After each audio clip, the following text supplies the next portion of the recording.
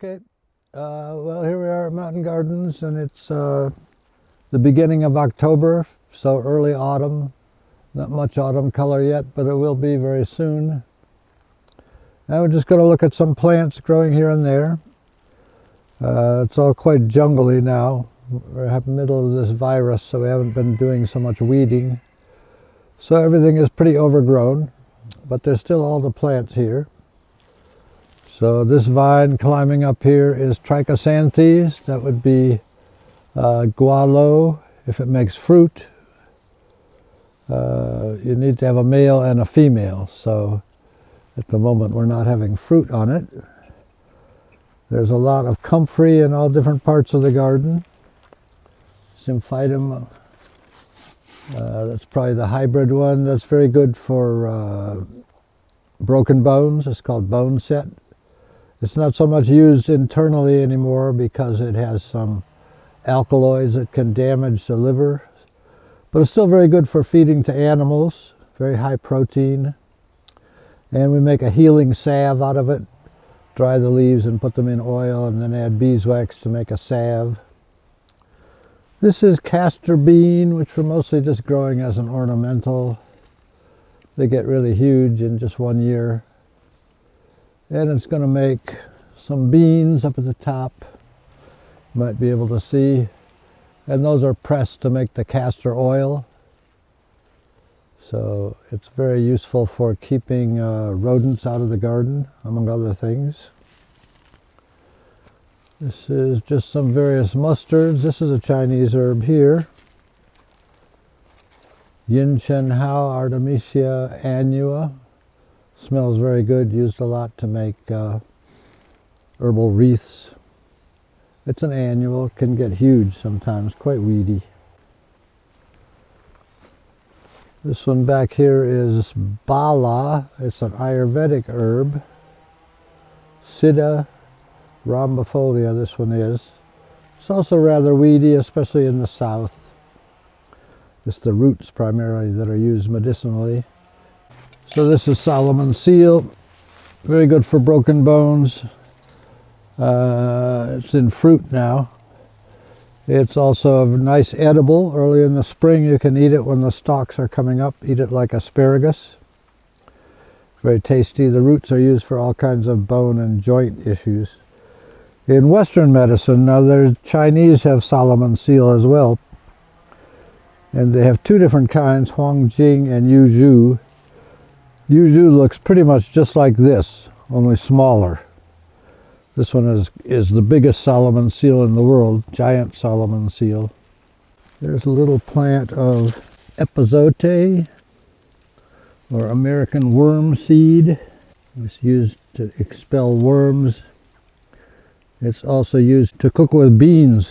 Makes the beans much more digestible. A lot of people have trouble digesting beans, and they produce a lot of gas. So Mexicans, especially, who eat a lot of beans, cook their beans with this. It's a Chinopodium. It means it's related to lamb's quarters. And also, what's that little grain that's gotten so popular? Quinoa. It's the same family, Chinopodium. Chinopodium. There's a lot of holy basil, Tulsi, a sacred plant in India. They grow it near their houses. It has a beneficial influence on the house. We always harvest it and make tea from it. It's an adaptogen. This particular kind sows itself, so we don't have to worry about sowing it. It comes up every year. There are a number of different varieties of holy basil, but there's only one that sows itself in this garden. This is Spiderwort, a native plant, Tradescentia. It's nice wild greens early in the spring. When it's first coming up, you can eat the leaves. There's 3-petaled flowers, which means it's a monocot, parallel veined leaves. I don't think it has any medicinal use, not that I know of. So this is all Chanyeol. Dioscorea batatas it used to be, but its name has changed a couple of times. Appositifolia, a lot of the books will say. So you can see the little bulblets along the stem. Those are not really seeds, they're little bulblets. And people are now growing this in America. They grow this and eat these little bulblets. What the Chinese do, or in Asia, they eat the roots, which get quite big and deep. And the problem is how to harvest those roots, because you can't pull up the roots. They're too soft. They'll break. So you have to dig quite a large hole to harvest the roots. Growing in with it, another plant that's all over my garden is this Jiaogulan, 5 leaflets. It's actually in the squash family. It's got little tendrils. Cucurbitaceae, Gynostema pentaphyllum is its name. Pentaphyllum meaning 5 leaves, actually 5 leaflets in this case. It makes a little tiny fruit, but it's pretty insignificant. And you need a male and a female if you actually want to get seeds. We don't really worry about getting seeds because it's so prolific. But we use it, we harvest a lot of it. I drink it for tea every day. I think it's the best of all the adaptogens from the perspective of it being very easy to grow, obviously, and it's very easy to use. You don't need to dig it up. You're not harvesting the roots. You're using the above ground part. It's quite easy to dry it, and then you just make it like you're making a cup of tea. You just pour boiling water over it, what's called an infusion. And it has identical compounds to ginseng, which is one of the most expensive herbs there is. So this has not just similar compounds, but actually identical compounds, even though the two plants are not at all related, which is quite interesting. And then back here with the red fruit that you can see, that's shanja. That's the Chinese hawthorn, Crataegus. We have some native hawthorns here as well, but they don't get, the fruits are not nearly this big. So hawthorns are used in Western herbal medicine for the heart and the circulatory system and blood pressure and all those things. But the Chinese use their hawthorns for digestive system issues, improving digestion. Although I read that now the Chinese are starting to use it for the heart as well. And hopefully Western people will start using them for the digestion as well. All in all, it's quite a wonderful herb. Out in front of you there, that's a weeping hemlock, and it's also now weeping a whole bunch of Jiaogulan. It's climbed up into it.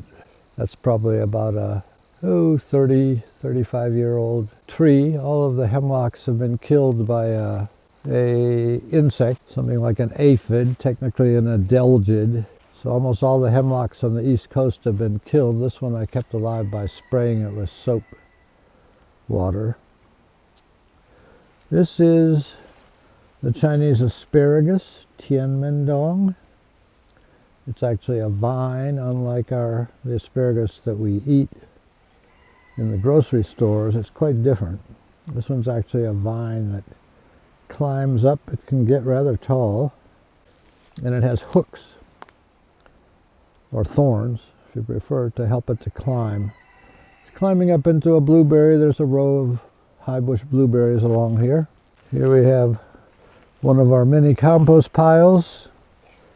We set up these hoops in different parts of the garden to throw our weeds in. It's just made from this kind of hog wire. And we move them around, set them up in different places, different years. Fill them up with weeds, and so this will be fertilizer for next year. And I pour a bunch of urine on it, and that helps it to rot down a lot faster.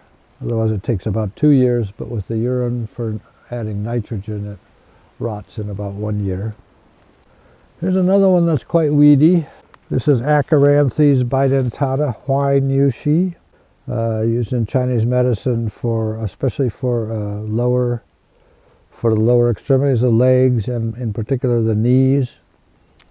These little bumps along the stem are thought to be suggestive of knees. So that's doctrine of signatures, the idea that every plant has some clue about what it's good for.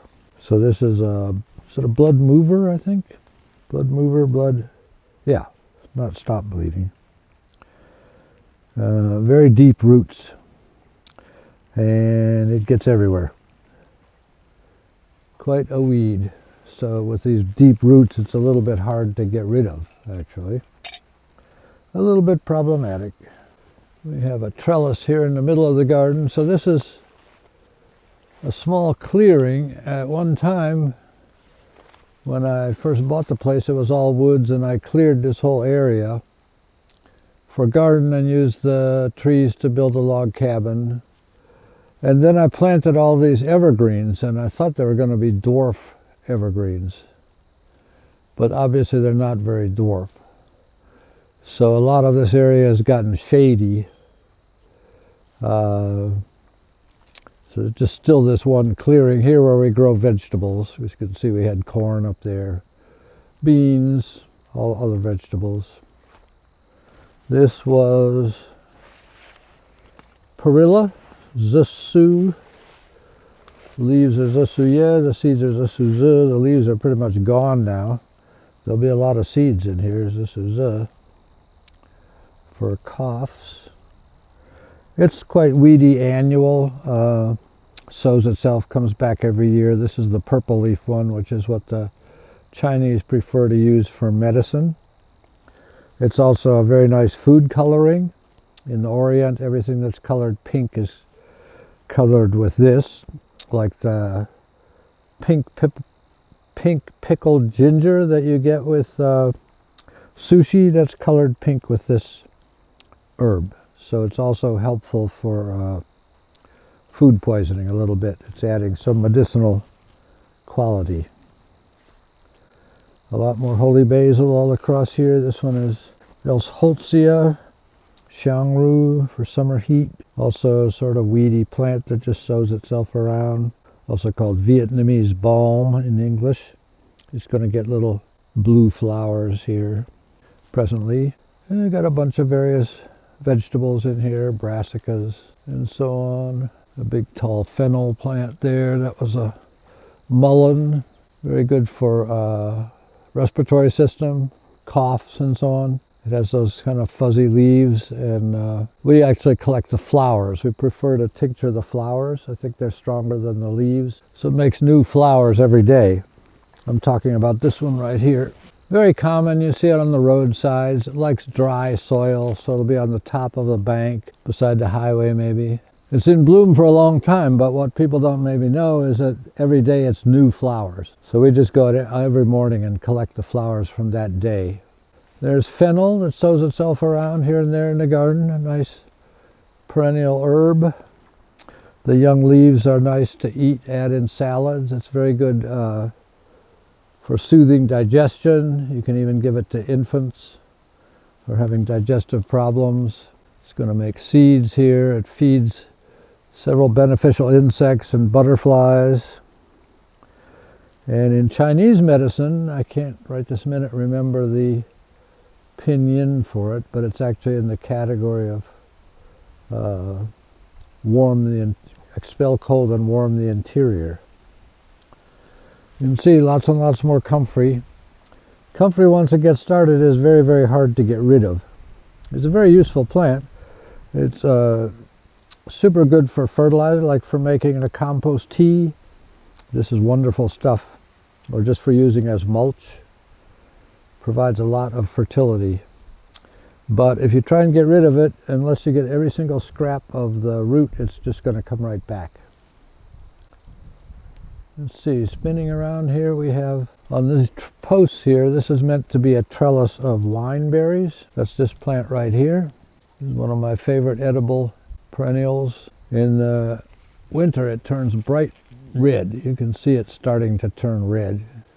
And it makes a fruit that's very much like a raspberry. The nice thing about the wineberry is that it doesn't run underground like raspberries do. It propagates itself by tip rooting. So you can see it's trying to reach down to the ground, and when it touches the ground it'll root and make a new plant. But that's relatively controllable, you know, whereas raspberries run underground and they would get into all these rock walls and we'd never be able to get them out again. So I had a wineberry trellis, like a tunnel here, some years ago.